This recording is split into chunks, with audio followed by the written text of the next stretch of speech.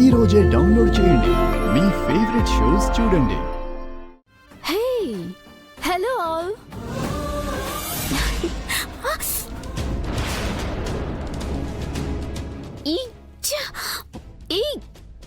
What is this?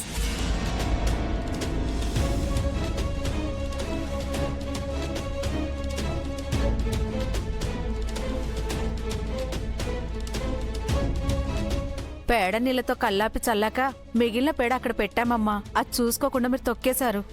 What? పేడ నీళ్ళ? Disgusting.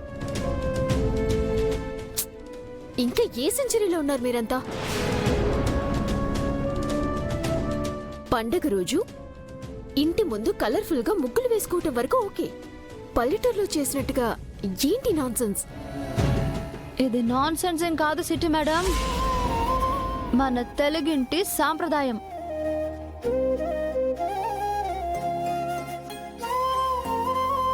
పేడ నీళ్ళంటే అంత అసహించుకుంటున్నావు? అసలు ఇంటి ముందు పేడ నీళ్లు చల్లడం, గడపలకు పసుపు రాయడం ఎందుకు చేస్తారో తెలుసా? ఆవు పేడ క్రిమి కీటకాలని ఇంట్లోకి రాకుండా చేస్తుంది.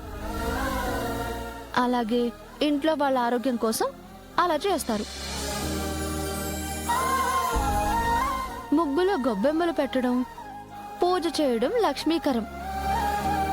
ముగ్గులో సాక్షాత్తు లక్ష్మీదేవే కొలువుంటుంది.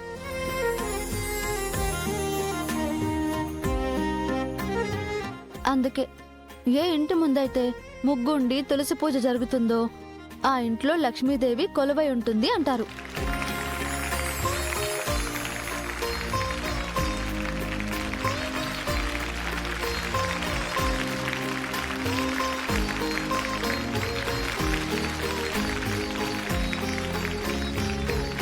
చాలా బాగా చెప్పావు గంగా. ఏమ్మా పారు, ఇంకా ఏమైనా డౌట్స్ ఉన్నాయా? గంగా, భోగి మంటను చూసి ఫైర్ క్యాంప్ అనుకుంటుందేమో. భోగి మంట ఎందుకు వేస్తారో కూడా చెప్పు. ఈ పండక్కి సూర్యుడు దక్షిణాయనం నుండి ఉత్తరాయణంలోకి ప్రవేశిస్తాడు.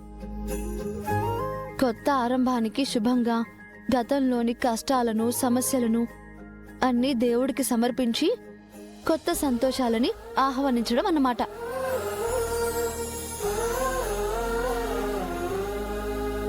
సూర్యుడు మకర సంక్రమణం చెందుతాడు కాబట్టే మకర సంక్రాంతి అంటారు.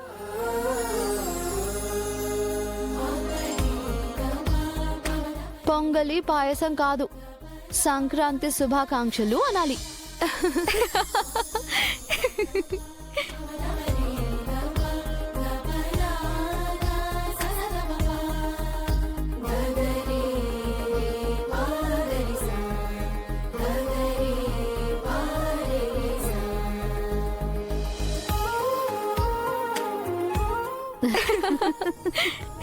ఎందుకు నవ్వుతారు? ఎందుకు నవ్వుతారు? ఈ జనరేషన్ పిల్లలకి ఇలాంటి ఇన్ఫర్మేషన్ ఎలా తెలుస్తుంది? తెలీదు కాబట్టే పెద్దలు చెప్పాలి, లేదా తెలిసిన వాళ్ళు చెప్పినప్పుడు వినాలి.